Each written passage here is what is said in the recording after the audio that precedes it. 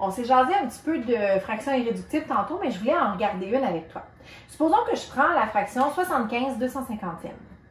75 250e. Je veux en fait réduire cette fraction-là au maximum. Réduire, là, c'est un terme qui n'est pas super cute parce qu'on dirait que ça te fait penser que tout à coup, la fraction va devenir plus petite. La fraction ne devient pas plus petite. C'est les nombres qui la composent qui sont plus petits, mais elle est équivalente. D'accord?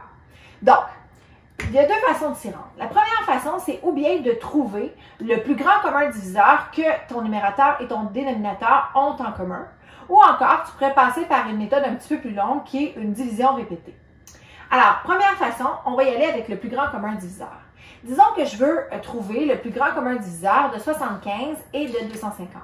Je vais aller chercher mes diviseurs de 75.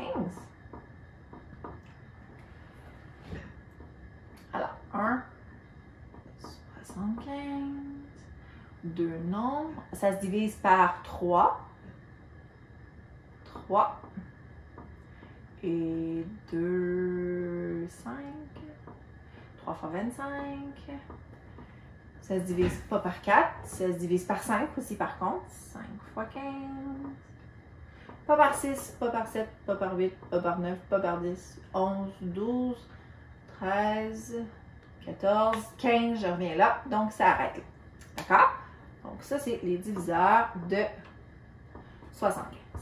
Si je vais chercher les diviseurs de 250, qui sont beaucoup plus nombreux, je ne les ferai pas de manière exhaustive. Comme ça, j'ai 1 et 250, et évidemment, puisque c'est un nombre pair, à ce moment-là, c'est 2 et 125. Ça ne se divise pas par 3 parce que 5 plus 2, ça fait 7 plus 0. Donc, c'est pas un diviseur par 3. Ça ne se divise pas par 4 non plus. Parce que les deux derniers 50, ça ne se divise pas par 4. C'est pas dans ma table du 4. Par 5, par contre, ça se divise. Alors, 5 fois 50 par 6. Non, parce que le 3 n'est pas là. Donc, quand tu connais, tu vois, tes critères de divisibilité, ça va beaucoup mieux pour faire tes plus grands communs diviseurs. Par 7, non plus. Par 8, non plus. Par 9, non plus. Par 10, oui. 5, 11, 12, 13, 14, blablabla. Et on va tomber à 25 ici, tout simplement. D'accord? Donc, on y va. Alors, je viens trouver mon plus grand commun diviseur. Dans ce cas-ci, c'est 25. Et je viens tout simplement diviser, faire ma fraction. Ce que je fais à papa, je fais à maman. Je te rappelle. Et ça va me donner 3. Et ça va me donner 10. Ta fraction va donc être 3 dixièmes.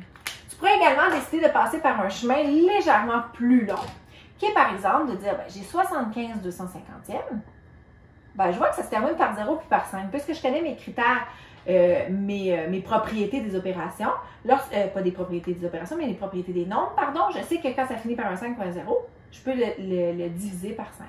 À ce moment-là, divise par 5, divise par 5, ça va me donner 15, ça va me donner 50. Ah, ça se termine encore par un 5 ou un 0, divise par 5, divise par 5. Je connais donc mes critères de divisibilité.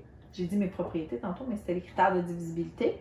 Divisé par 5, ça donne 3. Divisé par 5, ça donne 10. Hey, je suis arrivée à la même chose en ayant un chemin un peu différent parce que tous les chemins mènent au Walmart. OK? Et puis, regarde la constatation merveilleuse et géniale de la vie, à quel point les mathématiques, c'est fabuleux. Wouh! 5. Wouh! Fois 5.